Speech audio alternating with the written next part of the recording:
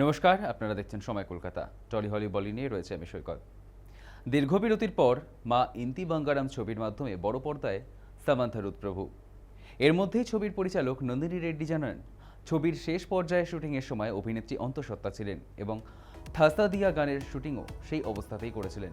সামান্থার শারীরিক অবস্থার কথা মাথায় রেখে বিশেষ সতর্কতার সঙ্গে শুটিংয়ের পরিকল্পনা করা হয়েছিল, যাতে তার উপর অতিরিক্ত চাপ না পড়ে। পরিচালকের কথায়, অভিনয় থেকে নাচ ও অ্যাকশন প্রতি ক্ষেত্রেই সামান্থা অসাধারণ পেশাদারিত্বের পরিচয় দিয়েছেন। গত 19শে জুন মুক্তি পাওয়া ছবিটি ইতিমধ্যেই দর্শকদের মধ্যে ইতিবাচক সাড়া পেয়েছে।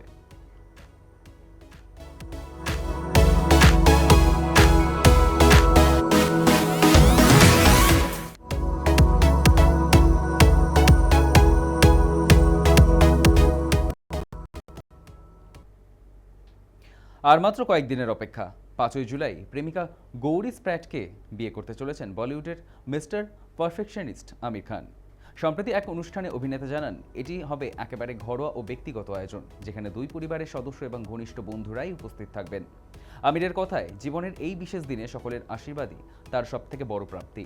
জানা গিয়েছে, বিয়ের অনুষ্ঠানে আমিরের 3 সন্তান জুনায়েদ, ইরা ও আজাদের পাশাপাশি গৌরীর প্রথম পক্ষের সন্তানও উপস্থিত থাকবে। ফলে এটি সম্পূর্ণ পরিবার অনুষ্ঠানে পরিণত হতে চলেছে। একই সঙ্গে আমিরের প্রাক্তন স্ত্রী রীনা দত্ত ও কিরণ রাও অনুষ্ঠানে যোগ দিতে পারেন বলেও জোর জল্পনা চলছে, যদিও এ বিষয়ে এখনও আনুষ্ঠানিকভাবে কিছুই জানানো হয়নি।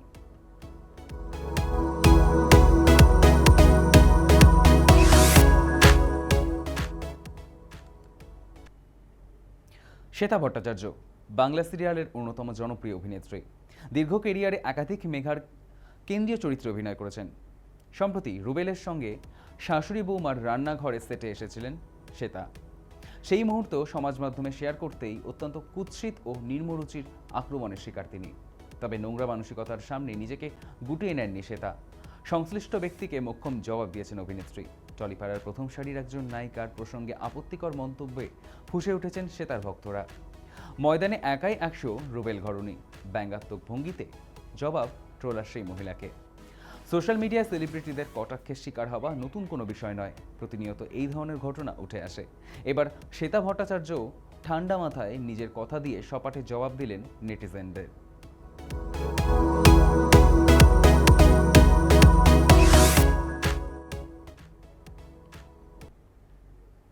2024 সালের 9 আগস্ট আরজিকর হাসপাতালে এক তরুণী চিকিৎসককে নৃশংসভাবে খুন ও ধর্ষণের ঘটনা নাড়িয়ে দিয়েছিল গোটা বিশ্বকে। প্রতিবাদের প্রতীক হিসেবে নির্যাতিতার ছদ্মনাম দেওয়া হয়েছিল তিলোত্তমা। সেই আরজিকর কাণ্ডের স্মৃতি সাধারণ মানুষের মনে এখনও টাটকা। এরই মাঝে স্টার জলসার পর্দায় প্রোমো প্রকাশের মাধ্যমে আত্মপ্রকাশ করল নতুন ধারাবাহিক তিলোত্তমা। এই মেগার হাত ধরেই ছোট পর্দায় ঘর ওয়াপসি হচ্ছে জনপ্রিয় অভিনেত্রী সুস্মিতা দের। ধারাবাহিকের নাম ও চিকিৎসকের রহস্য মৃত্যুর প্রেক্ষাপট আরজিকর কাণ্ডের আবহ মনে করালেও অভিনেত্রী সুস্মিতা দে স্পষ্ট জানিয়েছেন, এটি সম্পূর্ণ স্বাধীন একটি গল্প। এর সঙ্গে আরজিকর কাণ্ডের কোনো সংযোগ নেই।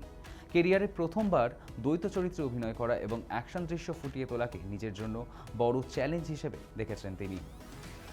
ব্যালে নাচের জন্য ব্লুজের কর্ণধার স্নেহাশিস চক্রবর্তীর নির্দেশনায় চরিত্রের লুক ও অভিনয়ের গভীরতা নিয়ে আশাবাদী সুস্মিতা।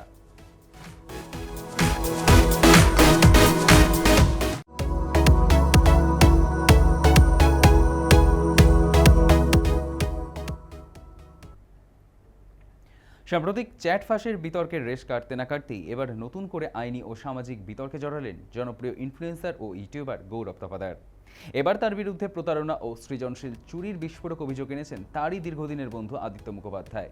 আদিত্যর দাবি, গৌরব তপাদারের অত্যন্ত জনপ্রিয় হরর শো প্রেত কথা আসলে গৌরবের নয়, বরং আদিত্যর মস্তিষ্ক প্রসূত। শুধু তাই নয়, 2019 সালে আদিত্যর নিজস্ব ইউটিউব চ্যানেলে এই প্রেত কথার 4টি এপিসোড আপলোডও করা হয়েছিল, যেখানে গৌরব শুধুমাত্র ভয়েস ওভার আর্টিস্ট হিসেবে কাজ করতেন। পরবর্তীতে কাউকে কিছু না জানিয়ে গৌরব নিজে প্রেত কথা নামে নতুন চ্যানেল খুলে এককভাবে কাজ শুরু করেন। আদিত্য এর প্রতিবাদ জানালে এবং ফেসবুকে সরব হলে গৌরব নিজের তৎকালীন জনপ্রিয়তাকে কাজে লাগিয়ে উল্টে আদিত্যর পেজটি রিপোর্ট করার জন্য অনুরাগীদের উস্কানি দেন। এত বছর পর অবশেষে সমস্ত তথ্য প্রমাণ সামনে এনে প্রাক্তন বন্ধুর বিশ্বাসভঙ্গ এবং প্রতারণার বিরুদ্ধে মুখ খুলেন আদিত্য। এই গুরুতর অভিযোগ প্রসঙ্গে গৌরব তপাদারের তরফ থেকে এখনও কোনো আনুষ্ঠানিক প্রতিক্রিয়া মেলেনি।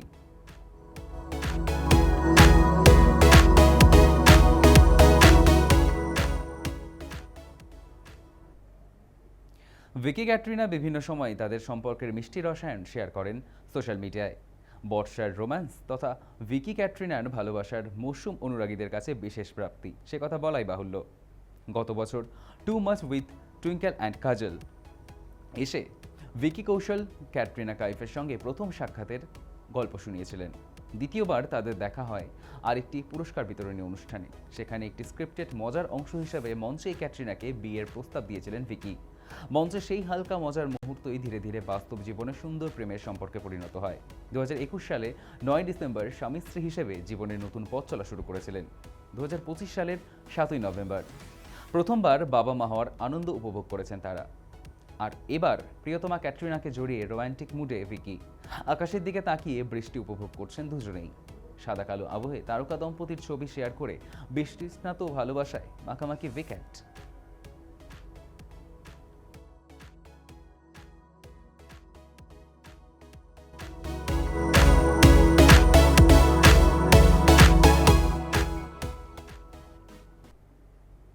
টলি হলি বলি এখনকার মতো এই পর্যন্তই। দেখতে থাকুন সময় কলকাতা, সময় বলবে সময়ের কথা।